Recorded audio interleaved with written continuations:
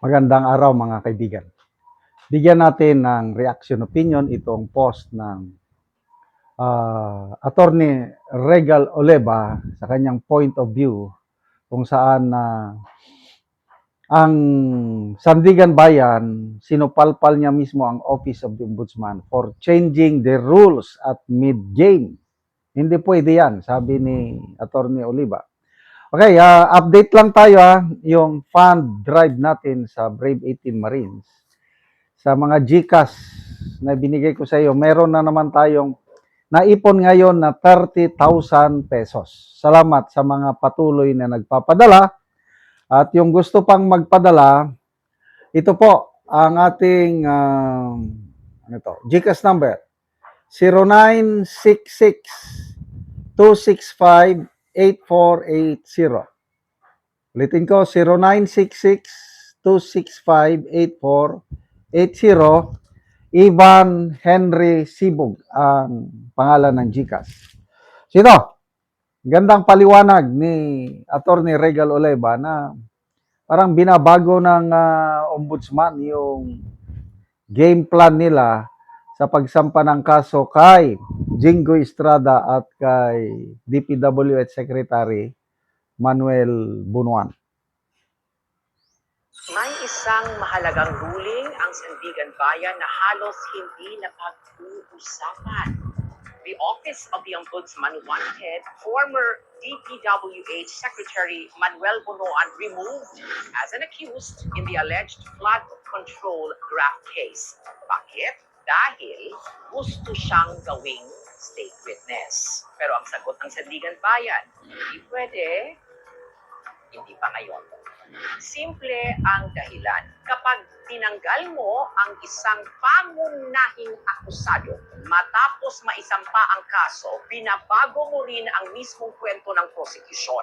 And if that changes the factual foundation upon which Senator Jinggoy Estrada is being prosecuted, then you are no longer just amending paperwork. You are potentially prejudicing the rights of the accused. Sa batas, hindi pwedeng mag-adjust ang prosecution ng kanilang theory habang nagsisimula ng umandar ang laro. The information is not a rough draft. It is the blueprint of a criminal case. At kapag binago mo ang blueprint, may karapatan ng depensa na sabihin, hindi ito ang kasong aming pinaghandaan. That is exactly what due process is meant to prevent.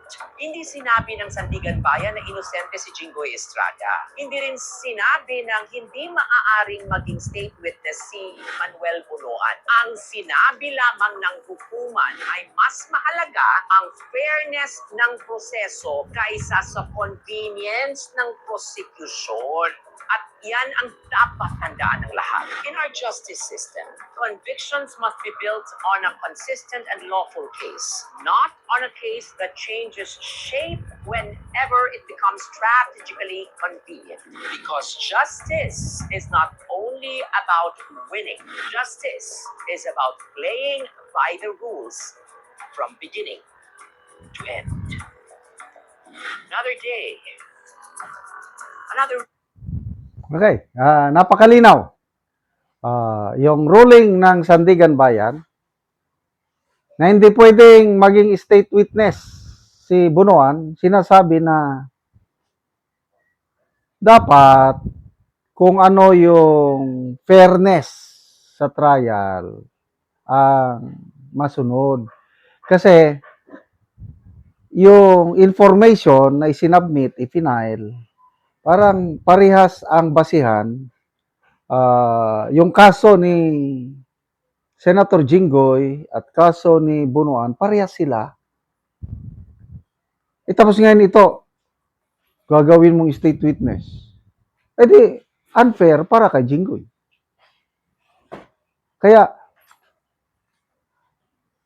to me, nabuhayan ako ng loob na there is still fairness in our justice system, lalo na sa Sandigan Bayan. Senator Marcoleta, ex-congressman defensor, Hindi porket nabigyan sila ng warrant of arrest at nakakulong, guilty na sila. Nakita lang ng probable cause. So, yung probable cause na yan, kaya na isampa ang kaso, ngayon, lilitisin na, itra-trial na. I still believe na in the end, mananalo sina Senator Jinggoy, Senator Marcoleta, and Mike Defensor. Kaya lang, ang nakakaawa lang is, ito na, nakakulong na sila. Wala na silang kalayaan. Ang administrasyong ito talaga is sa pananaw ng karamihan, especially ang Iglesia ni Cristo, nagkakaroon sila ng selective justice. Yung plano nila gawing state witness si Bunuan, parang nagsisi sila na naipakulong nila si Bunuan. Dating kasama ni DPWH Secretary. Kaya makita niyo mga nakakulong lang, yung mga lumalaban sa kanila. Romualdez, nasaan? Wala. Lalo na itong pagbaliktad ng 4 na Marines. Parang indikasyon ito na baka hindi na nila isampa ang kaso, or kung isampa man, mahina na yung kaso at posibleng ibasura ng ombudsman dahil mahina ang kaso. So ano yan? Tutuhanan ba sila na panagutin ang mga mastermind? Mabuti na lang, nagsalita si Congressman Toby Chanco, sabi niya, Mr. President, pag hindi makasuhan si Romualdez, baka ang taong bayan, hindi mo masisi na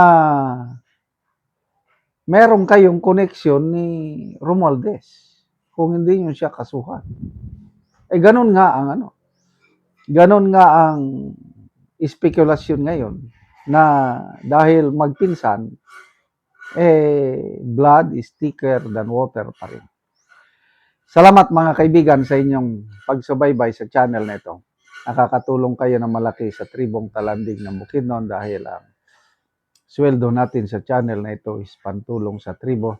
Namimigay tayo ng libreng yero at pako para makapagpatayo sila ng mas maayos na tirahan. Panoorin nyo ang video na ito. Ako dire sa balay ni Gian sa Ganahay nga taga Sitio Kalapat Tagbagtalakag Bukidnon. So mao na ni siya ang natabangan og yero kay ang iyang atop trapal lang gyud. Og kini siya wala gyud nay bana kay gibiyaan sa iyang bana. Mao ra ni ang itsura sa iyang kahimtang. So mao na gyud ni ang ilang pagpuyo. So diri lang sila gatulugan. So mao na ni ang gihatag nga yero nga napulo ka buok nga iatop karon. So gitabangan rin ni sila sa pag-atop.